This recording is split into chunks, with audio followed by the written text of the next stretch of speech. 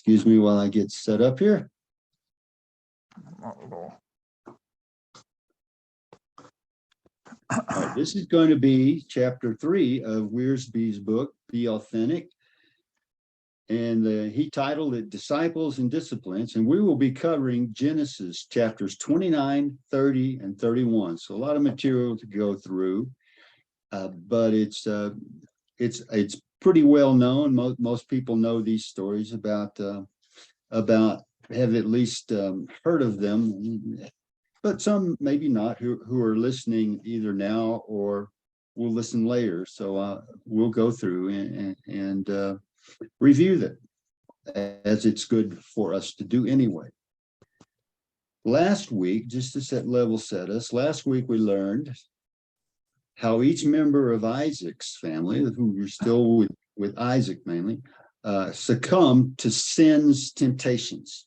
For Isaac, it was a gradual decline in his faith to the point of putting himself before God and others.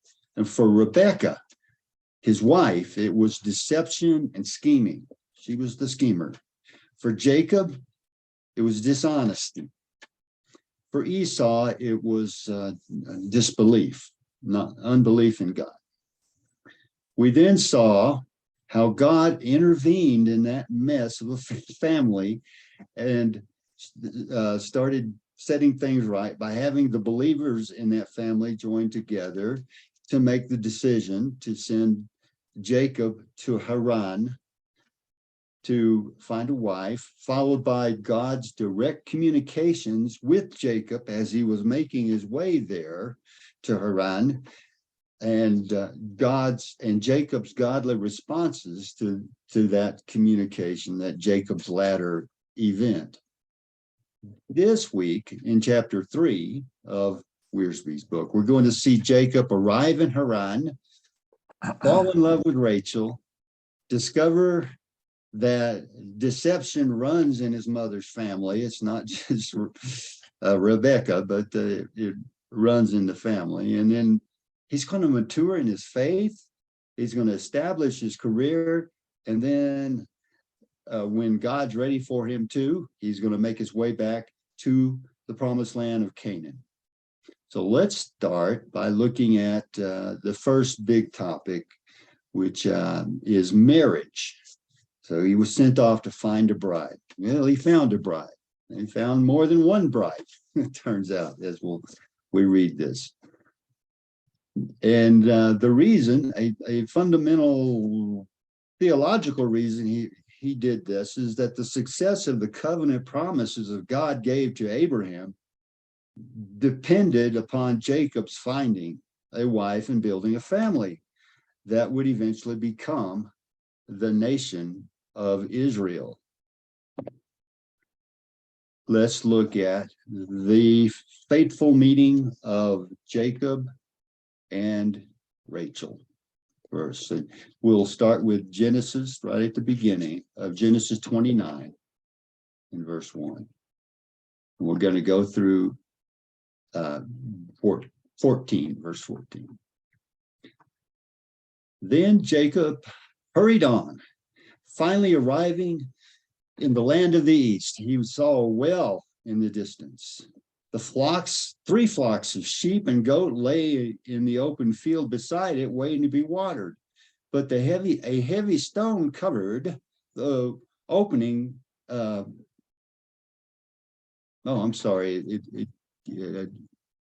a heavy stone covered the mouth of the well. It was a custom there to wait for all the flocks to arrive before removing the stone and watering the animals. Afterwards, the stone would be placed back over the mouth of the well. Jacob went over to the shepherds and asked, "Where are you from, my friends?" "We are from Haran," they answered. "Do you know a man there named Laban, the grandson of Nahor?" "Yes, we do," they replied. "Is he doing well?" Jacob asked. "Yes, he's well," they answered. "Look, here comes his daughter Rachel with flocks right now." Jacob said, "Look, it's still broad daylight. Too early to round up the animals. why don't you water the sheep and goats so they can get out back to pasture? And, well, we can't water the animals until all the flocks have arrived, they replied. Then the shepherds moved the stone from the mouth of the well, and we water all the sheep and goats. So they wait until the shepherds, all the flocks have arrived. Well, Jacob was still talking with them when Rachel arrived with her father's flock, for she was a shepherd. And because Rachel was his cousin, the daughter of Laban, his mother's brother, and because the sheep and goats belonged to his uncle Laban, Jacob went over to the well and moved the stone from its mouth and watered his uncle's flock. Then Jacob kissed Rachel and he wept aloud. He explained to Rebekah that he was her cousin on her father's side. He explained to Rachel that he was her cousin on her father's side, the son of her aunt Rebekah. So Rachel quickly ran and told her father Laban. As soon as Laban heard that his nephew Jacob had arrived, he ran out to meet him. He embraced and kissed him and brought him home. When Jacob had told him his story, Laban explained, "You really are my flesh and blood." Well, energized by God's promises in his Jacob's ladder dream at Bethel, recall, he had that dream, the Jacob's ladder, God made the covenant promise to Jacob directly. Jacob was excited and made that long journey to Padam Aram, where Haran was located.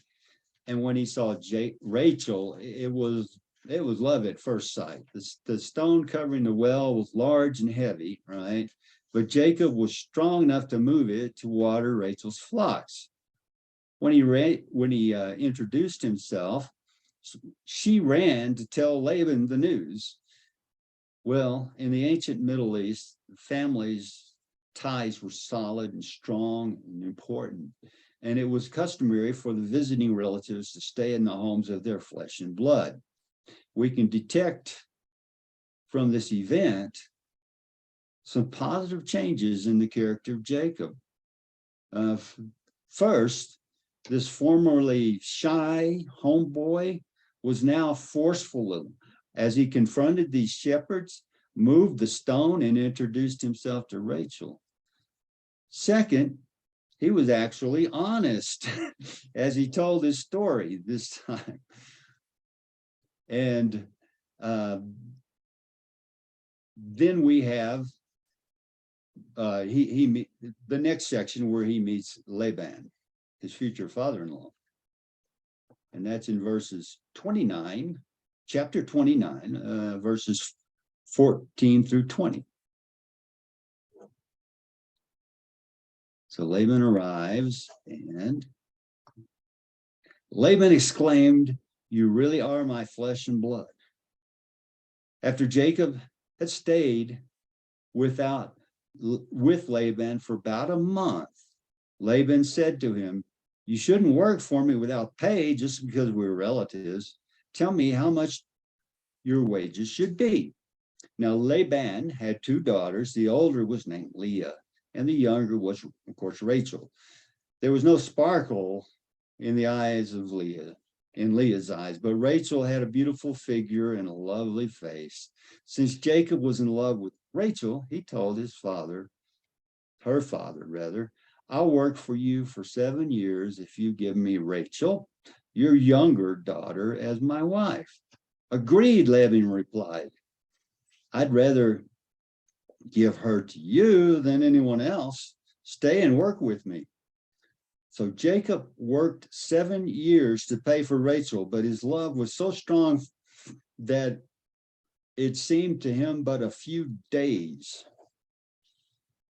Well, during the very first month in Laban's house, Jacob did his share of the work and was happy for every opportunity just to be with Rachel. But he did not yet realize that Laban was a master schemer who would control his life for the next 20 years.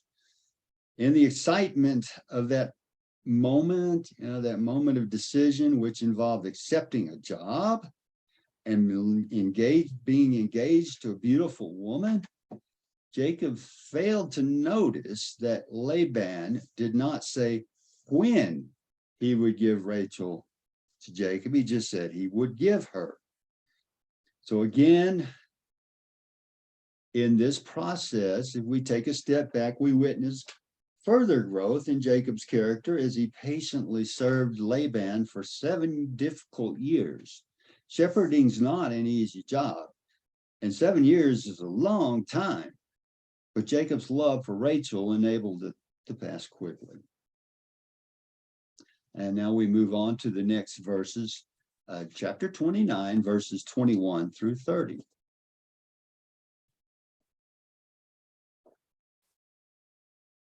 Finally, the time came for him to marry her. I have fulfilled my agreement, Jacob said to Laban. Now give me my wife so I can sleep with her. So Laban invited everyone in the neighborhood and prepared for a wedding feast. But that night, when it was dark, Laban took Leah to Jacob and he slept with her. Laban had given Leah a servant, Zilpah, to be her maid.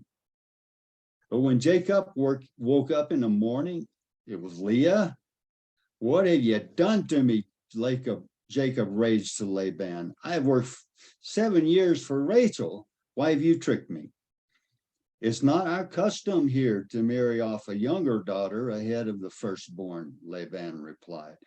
But wait until the bridal week is over, and then we'll give you Rachel too, provided you promise to work another 7 years for me. So Jacob agreed to work 7 more years. A week after Jacob had married Leah, Laban gave him Rachel too. Now, in parentheses, we have that Laban gave Rachel a servant, Bilhah, to be her maid.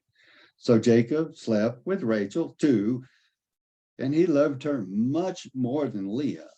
He stayed and worked for Laban an additional 7 years.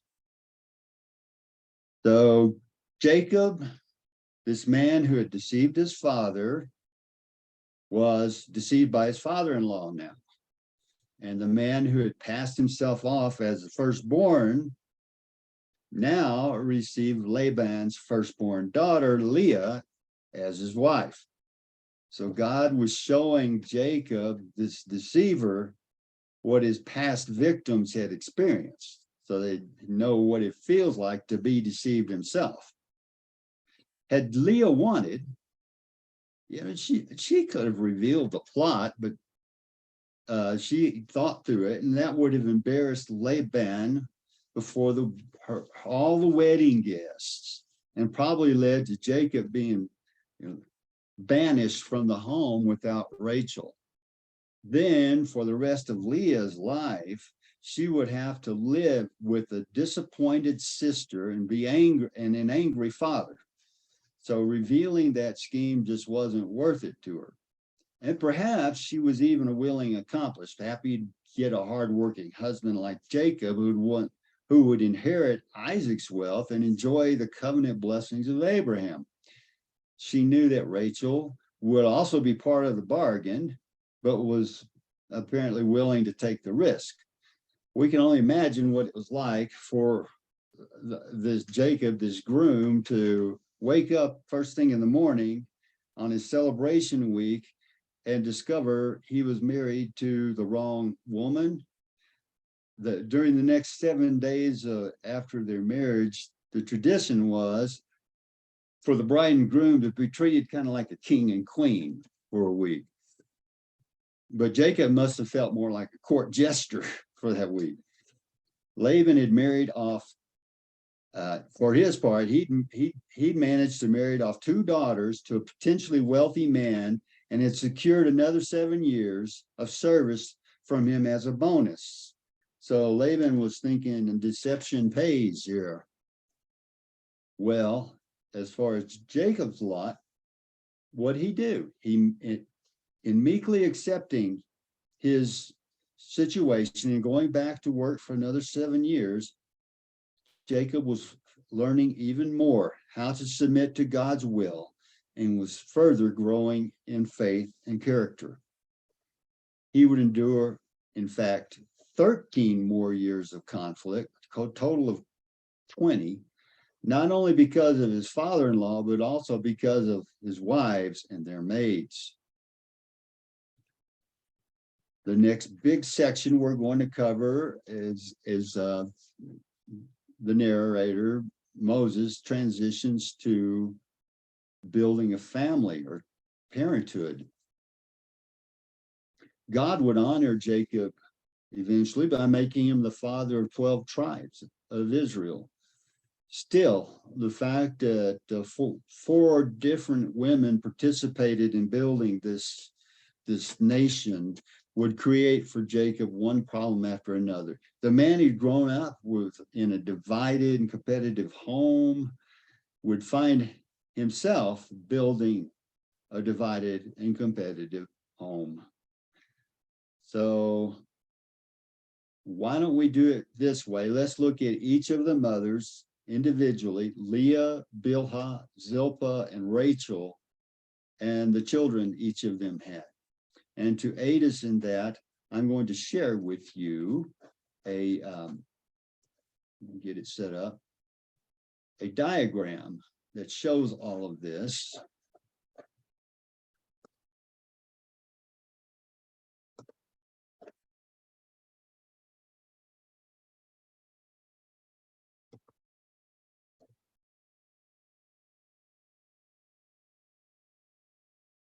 Okay. Should be seeing it. And everybody seeing it? Yep, it's there. Okay, let's move quickly then. Let's look first at Leah over here on the left. And we're going to split this into two sections because she had 4 and then later had 2 more. We're going to look at Genesis 29 verses 31 through 35. And then Genesis 30 verses 14 through 21. Divide it up a little bit. Okay, when the Lord saw that Leah was unloved, he enabled her to have children, but Rachel could not conceive. So Leah became pregnant and gave birth to a son. She named him Reuben. Now we're going to go through what each of these names means in a minute. For she said, "The Lord has noticed my misery, and now my husband will love me." Now that's Reuben. Soon she became pregnant again and gave birth to another son, and she named him Simeon, number 2 there. For she said, "The Lord has heard that I was unloved and has given me another son." Then she became pregnant a 3rd time and gave birth to another son, and his name was Levi. For she said, "Surely this time my husband will feel affection for me, since I have given him 3 sons." Once again, Leah became pregnant and gave birth to another son, and she named him Judah. For she said, "Now I will praise the Lord." And then she stopped having children for a while. Because we see, if we skip to now chapter 30, verse 17, that she prayed to the Lord, and the Lord answered Leah's prayer. She became pregnant again and gave birth to a 5th son for Jacob. She named him Issachar. For she said, "God has rewarded me for giving my servant to my husband as a wife." We'll see that she did that in a minute. Then Leah became pregnant again and gave birth to a 6th son for Jacob, and she named him Zebulun. For she said, "God has given me a good reward. Now my husband will treat me with respect, for I've given him 6 sons." Later, she gave birth to a daughter, and she named her Dinah. So she had a lot of children. Let's look at Leah. Sadly, though, Jacob loved Rachel more than he loved Leah, giving Rachel more attention and affection. And the Lord knew that. God knew that. Leah wasn't loved. So he blessed her through these conceptions, while Leah, for her part, Rachel remained barren. So Leah named her firstborn Reuben. Now Reuben there means see a son, but in the Hebrew language, it sounds like he, God in this case, has seen my affliction. Her second son was Simeon, which means one who hears, and suggests that Leah had been talking to God about her misery. Leah's third son was Levi, and his name, this name means attached. For Leah was still hoping that Jacob's love for her son she had born for him. So she was, with Levi, she was still hoping to be loved by Jacob. So it says attached. Maybe Jacob would attach himself to Leah. And it really must have been painful for her to give herself to her husband who was only kind of fulfilling his duty and not giving his affection. But the birth of her fourth son seemed to bring a more mature perspective to her life, because she called him Judah, which comes from the Hebrew word for praise.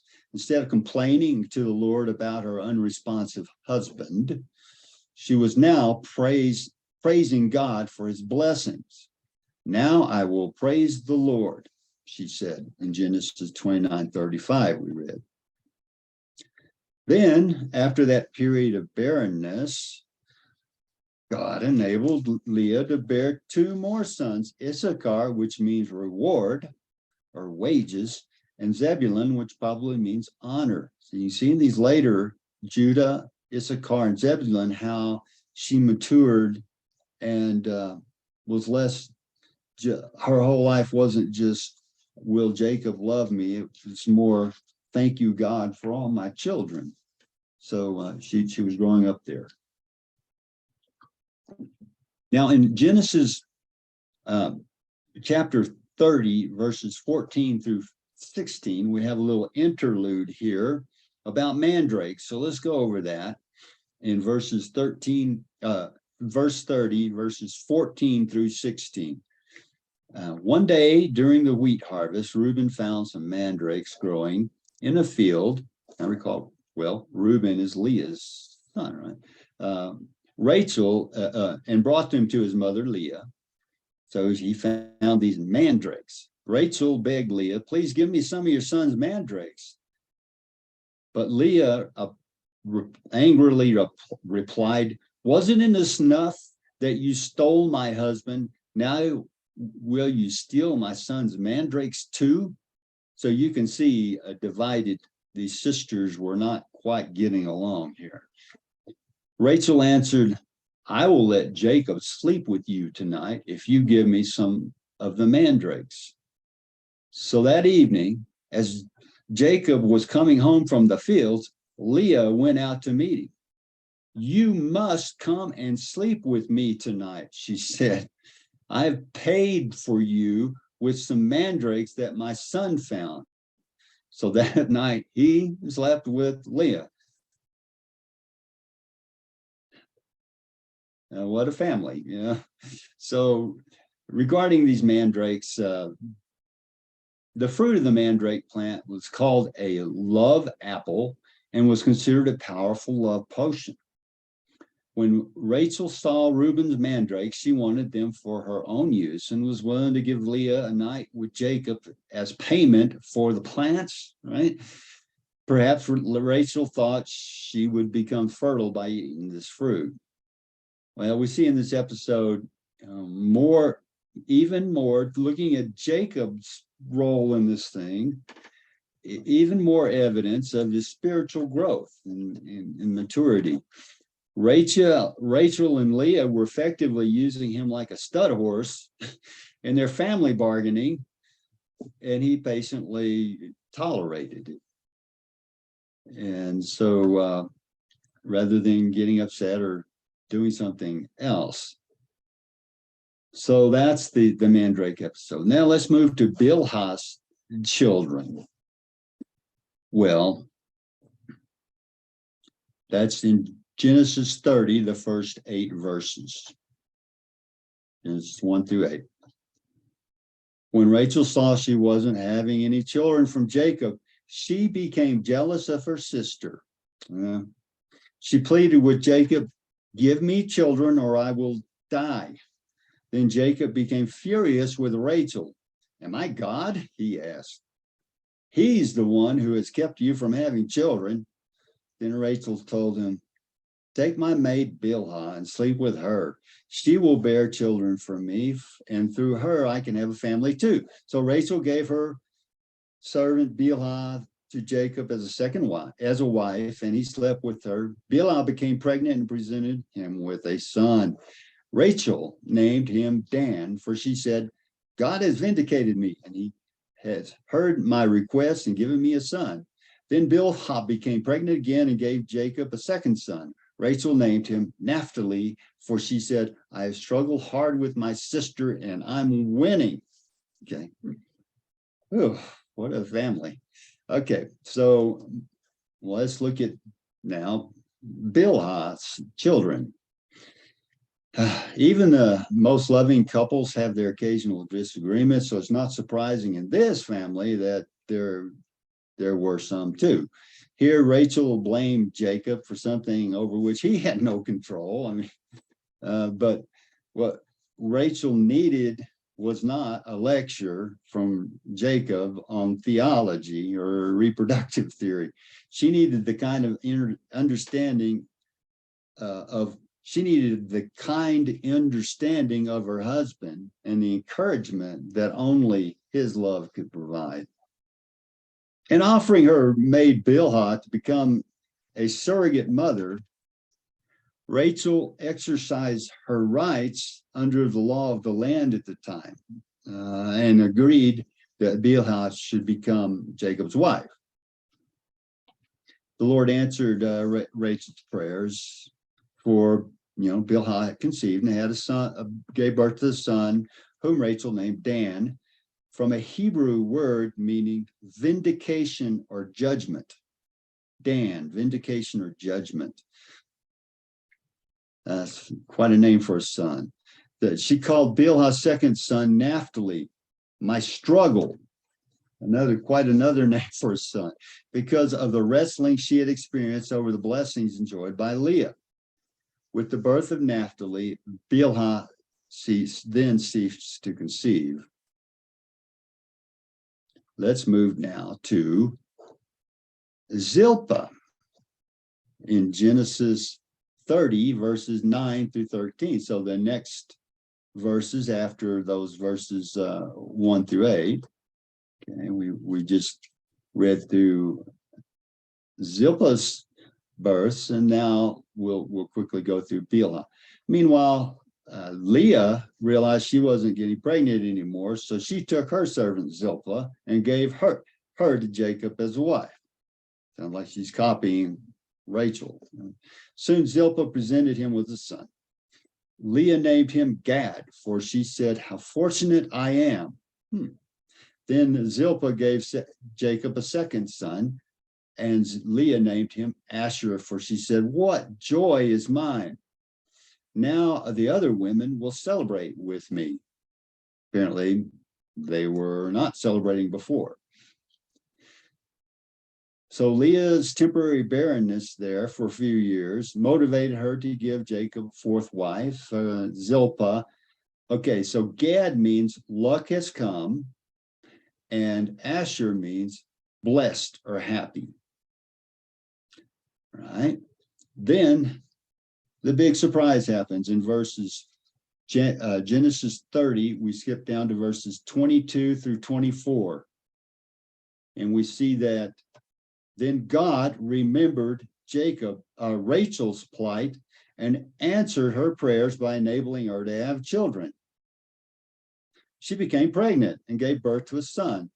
God has removed my disgrace, she said, and she named him Joseph.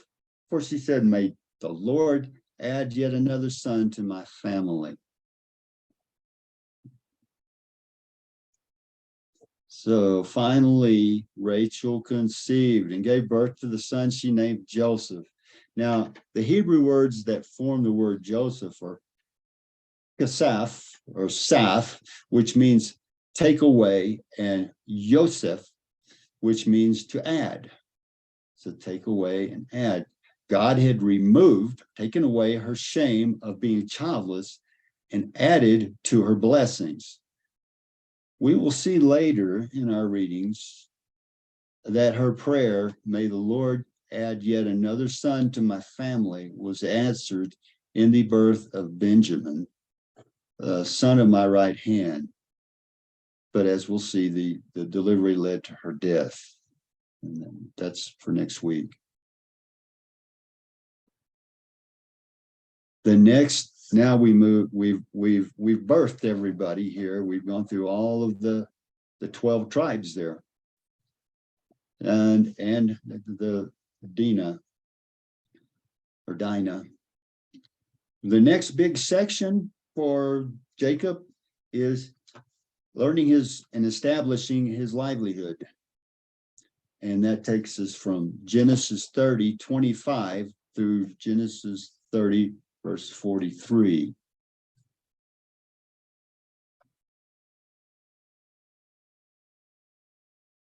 Soon after Rachel had given birth to Joseph, Jacob said to Laban, please release me so I can go home to my own country. Let me take my wives and children, for I have earned them by serving you, and let me be on my way. You certainly know how hard I've worked for you. Please listen to me, Laban replied. I've become wealthy, for the Lord has blessed me because of you. Tell me how much I owe you. Whatever it is, I'll pay it. Jacob replied, you know how hard I've worked for you and how your flocks and herds have grown under my care. You had little indeed before I came, but your wealth has increased enormously. The Lord blessed you through everything I've done. But now, what about me? When can I start providing for my own family? What wages do you want? Laban asked again. Jacob replied, don't give me anything. Just do this one thing, and I'll continue to tend and watch over your flocks.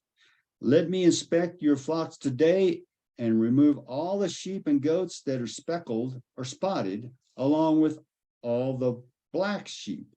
Give these to me as my wages. In the future, when you check on the animals you have given me as my wages, you will see that I've been honest.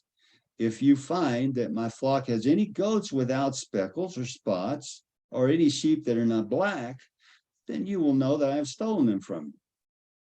All right, Laban replied, it will be as you say. But that very day, Laban went out and removed the male goats that were streaked and spotted, and all the female goats that were speckled or spotted or had white patches, and all the black sheep. He placed them under the care of his own sons, who took them a 3 days journey from where Jacob was. Meanwhile, Jacob stayed and cared for the rest of Laban's flocks. Then Jacob took some fresh branches from poplar, almond, and plane trees and peeled off strips of bark, making white streaks on them. Then he placed these peeled branches in the watering troughs where the flocks came to drink, for that was where they made it. And when they made it in front of the white streaked branches, they gave birth to the young that were streaked, speckled, and spotted. Jacob separated those lambs from Laban's flocks, and at mating time, he turned the flock to face Laban's animals that were streaked or black. This is how he built his own flock instead of Laban's. Okay.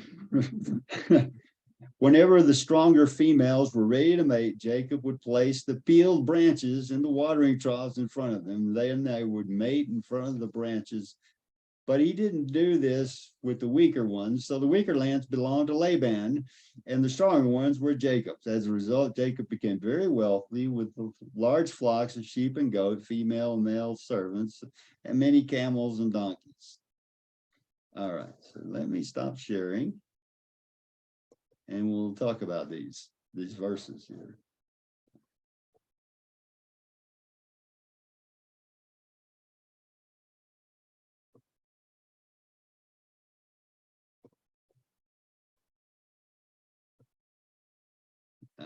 Okay.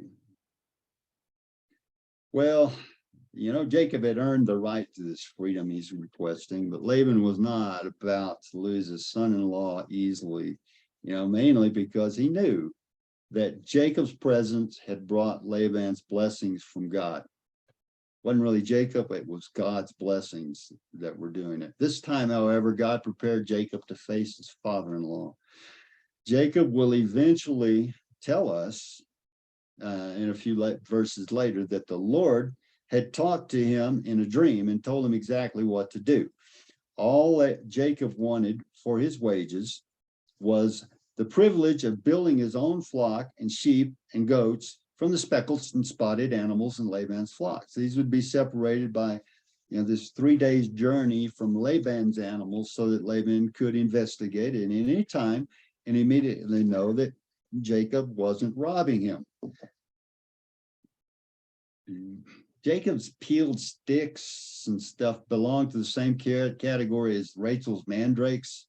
They had nothing to do with what happened. It was God who multiplied those goats, and God kept his promise.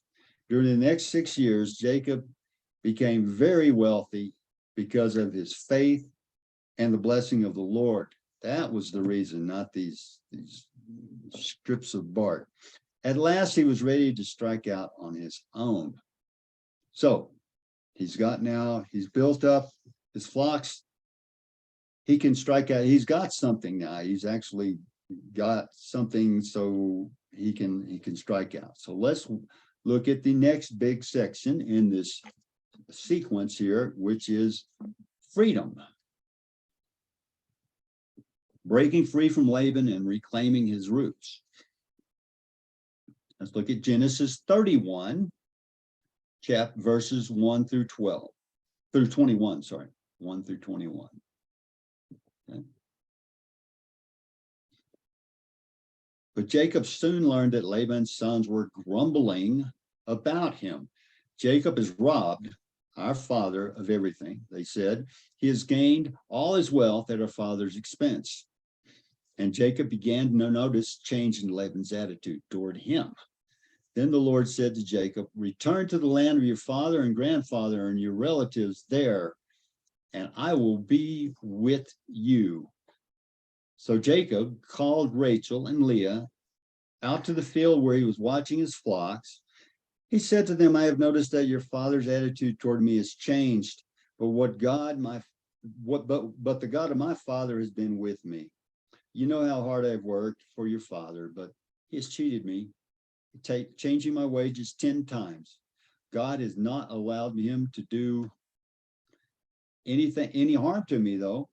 For if he said, the speckled animals will be your wages, the whole flock began to produce speckled young. And when he changed his mind and said, the striped animals will be your wages, then the whole flock produced striped young. In this way, God has taken your father's animals and given them to me. One time in the mating season, I had a dream. This is what I talking about Jacob telling us later, and saw that the male goats mating with the females were streaked, speckled, and spotted. Then in my dream, the angel of God said to me, Jacob, and I replied, yes, here I am. The angel said, look, and you will see that only the streaked, speckled, and spotted males are mating with the females in your flock. for I have seen how Laban has treated you. I am the God who appeared to you at Bethel, the place where you anointed the pillar of stone and made your vow to me. Now get ready and leave this country and return to the land of your birth. Rachel and Leah responded, that's fine with us. We won't inherit any of our father's wealth anyway. He has reduced our rights to those of foreign women, and after he sold us, he wasted the money you paid him for us. All the wealth God has given you from our father legally belongs to us and our children. So go ahead and do whatever God has told you. So Jacob put his wives and children on camels, and he drove all his livestock in front of them, and he packed all the belongings he'd acquired in Paddan Aram and set out for the land of Canaan, where his father Isaac lived. At the time they left, Laban was some distance away shearing his sheep. Rachel stole her father's household idols and took them with her. Uh-oh. Jacob outwitted Laban, the Aramean, for they set out secretly and never told Laban they were leaving. So Jacob took all his possessions with him and crossed the Euphrates River, heading for the hill country of Gilead. Escape. God told Jacob that it was time to leave in the same way he leads us today. He guides us along his path through the same inner witness and in the heart, the outward circumstances of life and the truth of his word. I'll read that and say that again. He guides us along his path through the inner witness of our heart, the outward circumstances of our life, and the truth of his word. We'll see this played out in Jacob's life. While not every longing we have is the voice of God, he often begins to speak to us in this way, along with a burning desire within us. God also directs us, as he did Jacob, through the circumstances around our lives. In Jacob's case, his circumstances were that his father-in-laws were not as friendly toward him. His in-laws, his father-in-law included, were not as friendly toward him as before because of the increase in his wealth. Thus, our circumstances can be a significant indicator of God's will. But the third and most important way that God leads us through his word, it leads us is through his word. The third and most important way that God leads us is through his word. God had already spoken to Jacob in a dream, but Jacob remained in Paddan Aram to acquire his wealth. Then God said to him, return to the land of your father and grandfather and your relatives there, and I will be with you. That was verse 3 that we just read. As the story of Jacob unfolds, we will discover that God spoke to him at every critical point in his life. And he speaks to us at every critical point in our lives too. We just have to listen. A fourth way that God guides us is through others, though. And Jacob took the time to share his thoughts with Rachel and Leah. It is good for us to consult others, especially if you're a husband, to consult your wife. And I can only imagine it's even more important if you have two wives, to consult them too. But particularly, those close to you, your family, your close friends. So you want to consult them. Rachel and Leah agreed that it was time to make this new beginning. However, instead of facing Laban honestly and trusting the Lord to keep his promises and work things out, what did Jacob do? A little bit of the schemer came back out of him, and he fled with his family like a criminal. Right? It was an act of fear and unbelief, not faith, when he did that. He's not perfect yet, but he's growing. The last bit is before the truth is the confrontation. I'm going to speed things up a little bit. And we have here that, well, of course, Laban found out, right, that he snuck off. So 3 days later, Laban was told that Jacob had fled. So he gathered a group of his relatives and set out in hot pursuit. And he caught up with Jacob 7 days later in the hill country of Gilead. But the previous night, God had appeared to Laban, the Aramean, in a dream and told him, I'm warning you, leave Jacob alone. Laban caught up with Jacob, and as he was camped in the hill country of Gilead, and he set up his camp not far from Jacob's. What do you mean by deceiving me like this? Jacob demanded. How dare you drag my daughters away like prisoners of war? Why did you slip away secretly? Why did you deceive me? Why didn't you say you wanted to leave? I would have given you a farewell feast with singing and music, accompanied by tambourines and harps. Why didn't you give me a kiss? Let me kiss my daughters and grandchildren and tell them goodbye. You've acted very foolishly. I could destroy you, but the God of your father appeared to me last night and warned me to leave Jacob alone. I can understand your feelings that you must go and your intense longing for your father's home. But why have you stolen my gods? I rushed away because I was afraid, Jacob answered. I thought you would take your daughters from me by force. But as for your gods, see if you can find them and let the person who's taken them die. And if you find anything else that belongs to you, identify it before all these relatives of ours and give it, and I will give it back. But Jacob did not know that Rachel had stolen the household idols. Laban first went into Jacob's tent to search there, then to Leah's, into the tents of the two servant wives. He found nothing. Finally, he went into Rachel's tent, but Rachel had taken the household idols and hidden them under her camel saddle, and now she was sitting on them. And when Laban had thoroughly searched her tent without finding them, she said to her father, please, sir, forgive me if I don't get up for you. I'm having my monthly time. So Laban continued his search, but he could not find the household idols. Then Jacob became very angry and he challenged Laban. What's my crime? He demanded. What have I done wrong to make you chase after me as though I were a criminal? You have rummaged through everything I own. Now show me that what you found that belongs to me, to you. Now show me what you have found that belongs to you. And you set it out here in front of us before our relatives for all to see. Let them judge between us.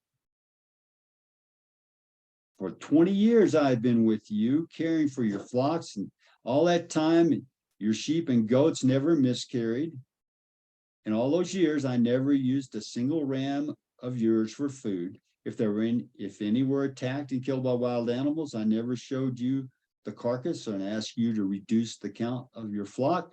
No, I took the loss myself. You made me pay for every stolen animal, whether it was taken in broad daylight or in the dark of night. And I worked for you through scorching heat of the day and the cold and sleepless nights. Yes, for 20 years I slaved in your house. I worked for 14 years, earning your 2 daughters, and then 6 more years for your flock. And now you changed my wages, and you changed my wages 10 times. In fact, if the God of my father had not been on my side, the God of Abraham and the fearsome God of Isaac, you would have sent me away empty-handed. But God has seen your abuse and my hard work. That is why he appeared to you last night and rebuked you. Well, okay, so it took a week for Laban to catch up with this fleeing family, but Jacob and Laban finally met in the hill country of Gilead. Laban rebuked Jacob for the way he had stolen away from Paddan Aram. But what angered Laban the most was that somebody had stolen his household gods. And he was sure the guilty person was in Jacob's family. Laban's distress showed that his family was in Laban's distress showed that his faith was in idols, not God. Rachel escaped detection and further trouble with her father by pretending to be unclean. Watching his devious father-in-law arrogantly search through all the family's possessions made Jacob angry, and he released feelings from his heart that had been buried there for 20 years. Jacob described Laban's underhanded practices. He really let him have it. He just told him how he deceived him and given him the most demanding work, changed his wages many times. But the essential thing in Jacob's speech was the way that he gave honor, not to himself, but to the Lord. Just to quote that verse 42, it says, if the God of my father had not been on my side, the God of Abraham and the fearsome God of Isaac, you would have sent me away empty-handed. But God has seen your abuse and my hard work. That is why he appeared to you last night and rebuked you. What a testimony from someone who tended to give in and do what he was told. So he's growing. The last section we have is a truce that they came up with, and that's the Genesis 31:43 through the end of the chapter. So verse 43. Then Laban replied to Jacob, these women are my daughters, these children are my grandchildren, and these flocks are my flocks. In fact, everything you see is mine. But what can I do now about my daughters and their children? So come, let's make a covenant, you and I, and it will be a witness to our commitment. So Jacob took a stone, set it up as a monument. Then he told his family members, gather some stones. So they gathered some stones and piled them in a heap. Then Jacob and Laban sat down beside a pile of stones to eat the covenant meal. To commemorate the event, Laban called the place Jagar Sahadutha, which means witness pile in Aramaic, and Jacob called it Galeed, which means witness pile in Hebrew. Then it also is Mizpah, is another name for that. Then Laban declared, this pile of stones will stand as a witness to remind us of the covenant we have made today. This explains why it was called Gilead, witness pile, or Galeed, which became Gilead. But it was also called Mizpah, which means watchtower, for Laban said, may the Lord keep watch between us to make sure that we keep this covenant when we are out of each other's sight. Or more traditional, may the Lord watch between me and thee while we are absent one from the other. If you mistreat my daughters, or if you marry other wives, God will see to it, see it, even if no one else does. He is a witness to this covenant between us. See this pile of stones, Laban continued, and see this monument I have set between us. They stand between us and witness of our vows. I will never pass this pile of stones to harm you, and you must never pass these stones, or this monument to harm me. I call on the God of our ancestors, the God of your grandfather Abraham, and the God of my grandfather Nahor, to serve as a judge between us. So Jacob took an oath before the fearsome God of his father Isaac to respect the boundary line. Then Jacob offered the sacrifice to God there on the mountain, invited everyone to a covenant feast. After they'd eaten, they spent the night on the mountain. Laban got up early the next morning. He kissed his grandchildren and his daughters and blessed them. Then they left and returned home. Okay, so what we have here is both families gathered stones and ate a meal together to seal the agreement. The pile was to stand as a witness to their agreement, or a Mizpah, as it said, or a watchtower that neither Jacob nor Laban was allowed to cross. Jacob and Laban did not trust each other, so they had to trust the Lord to keep them from harming each other. Jacob closed the day by offering a sacrifice to the Lord. He wanted to honor God before this pagan family that had caused him so much grief. The following day, Laban said his farewell and returned home. Thus, a long and challenging chapter in Jacob's life came to a close, one in which God was with him from beginning to end. Life's not always easy, but if we obey God and let him guide us in our decisions, we can endure difficulties triumphantly and develop the kind of character that glorifies him. We can conquer by claiming promises like 1 Peter 5:10, which says, in his kindness, God called you to share in his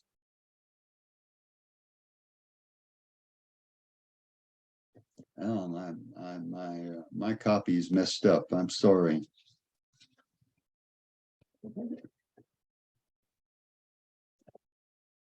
Thank you. In his kindness, God called you to share in his eternal glory by means of Christ Jesus. So after you have suffered a little while, he will restore, support, and strengthen you, and he will place you on a firm foundation.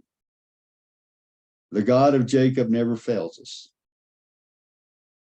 To summarize, in this lesson today, we went through a lot. We saw Jacob arrive in Haran, fall in love with Rachel, suffer from his own sins and his deceiving father-in-law, effectively create the 12 tribes of Israel, mature in his faith, establish his career and develop a backbone and a stronger faith, and then make his way back to Canaan. He started in Canaan, he ended in Canaan. So this covered the 20 years that he lived in Paddan Aram, or Haran, essentially Mesopotamia. That you don't think about that too much, but Jacob spent 20 years there. Next week, we're going to study chapter 4, Where's Be Authentic, and we're going to see that Jacob returns to Canaan to deal with his past deceptions. And in the process, he's going to behold God's army. He's going to pray for God to help, for God's help and guidance, and receive it. He's going to attempt to appease his brother Esau. He's going to wrestle with an angel. He's going to let fear cause him to revert to his old deceptive ways for a bit. And he's going to disobey God's command, but still grow in the whole process. Any comments or questions on today's lesson? Sorry, I ran a little bit over today. Had a few technical difficulties. This isn't where I usually work, so or do the lessons. So some things were a little not so good. I apologize for that. No, it's quite all right. Any thoughts, Sharon or Larry? One of the things I thought about was instead of spending your life dwelling on the things you don't have or the people that don't love you like Leah did, you you can take joy in the things that you do have, and you realize that God's blessings are so much greater than the things that the world doesn't give you. You know, I don't know how to explain it better than that, but God's blessing, I think it comes with age, like it did for her, that you appreciate the things you have, and the people that are in your lives, the joy that they give you, so much more than you did when you were younger. I think you expressed that very well. Very good thought. Excellent thought. If both Leah and Rachel, and they're all looking at what they didn't have, and not appreciating what they did have. Right. Right. Yeah. And got into jealousy and competition. Who knows? We may have only needed 6 tribes of Israel. They hadn't gotten into the baby competition. Who could have the most babies to please their husband? So, yeah, good thought. We did see how the 12 tribes were created in that. Yes, That was interesting to me. yes. I think that was an important thing to take away today, that God had a plan there. Yeah. And later you'll think, where these, sometimes you wonder, where did these 12 tribes come from? Well, from 4 different women, 1 man, and four different women.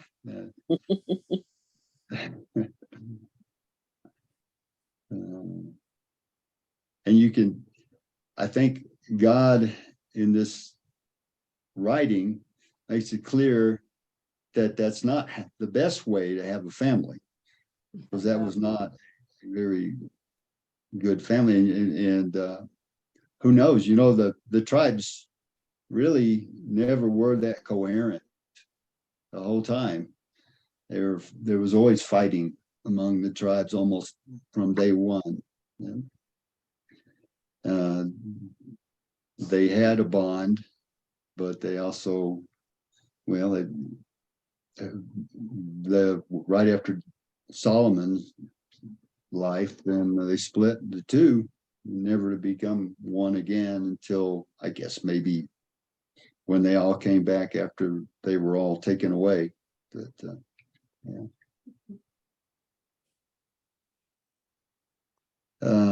Okay. I don't have anything.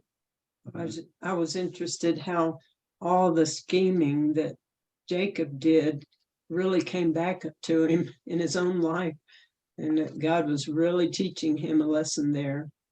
And it was interesting how it flowed from one generation to the next. And the other thing, have y'all ever quoted the Mizpah in any church ladies circle or group or anything like that? The Lord watch between me and thee while we're absent one from another. We used to quote that in our ladies circle group at the end of the circle to just say, goodbye and God bless you. But here we learned that it didn't have such a great meaning behind it. It was a truce between the father and the son-in-law.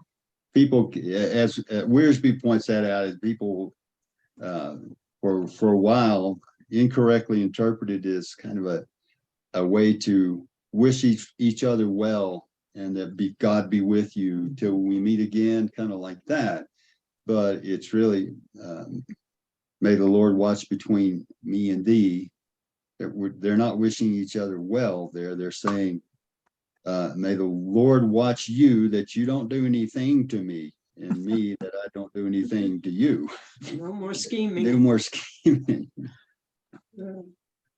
Okay. Anything else? Well, I'm gonna at least stop the recording.